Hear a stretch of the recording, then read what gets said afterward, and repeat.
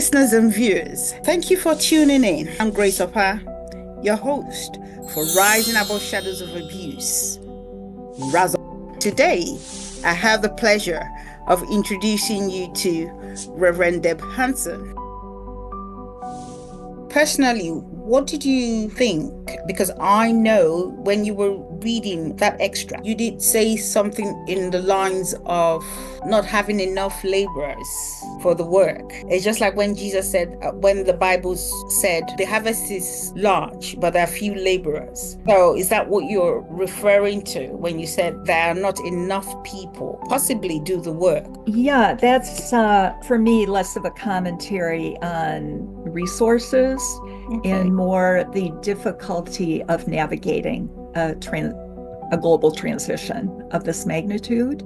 Yes. Which is my own way of framing these times.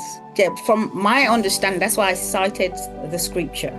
From my understanding, it's like there are lots of work to be put in. There are lots of work to be done. But like you said, rightly, not enough resources, and possibly when we talk about resources, it could be human resources, it could be in terms of the packages, in terms of food, in terms of clothing, in terms of shelter. So resources is a broad term, so to speak. And that was why I used that phrase. The harvest is ripe, but the laborers are few. Yeah, for me, it's more of a mindset and a worldview that keeps our hearts close to each other, and perhaps an unwillingness to share the gifts that we've been offered. Yeah, I think both of our opinions ties in neatly if you have to look at it from your own perspective and from my own perspective. Sure. Because when you read that extract, that was my understanding of that particular piece. When people have resources and they are not willing to share, it shows people insensitive or possibly unkind to each other. Like a phrase like that, sharing is caring. Yes, that's the word. Sharing is caring. So if you share, you care. If you don't share, it means you don't care about the next person or the other person. So in a nutshell, that's what you're trying to actually explain. Yeah, that certainly is part of it. And the other aspect, in addition to that, is systems of domination. The global north, for example, and how the global south has been treated is actually, in my limited understanding, impoverished the global south. For example, Haiti, 3 years ago, we were getting a lot of guests from Haiti.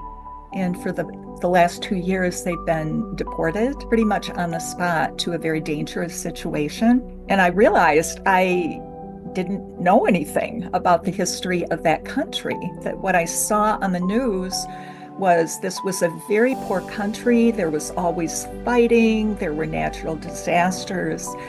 And what I learned was that Haiti, and it was actually the most lucrative colony for France, and that when Haiti claimed its independence, France said, okay, fine, and surrounded it with gunboats and extorted a huge amount of money to recognize Haiti as an independent state, which put them, the Haitian people, in poverty. And one of the reasons why Haiti became deforested is that cutting down their forests was one way to pay the interest on their debt, which a university professor actually called the greatest heist in history. And the way history was told and taught was very dry for me, dates from one perspective only. And now that we're hearing history through different voices, I really understand now that historical context, having some basic understanding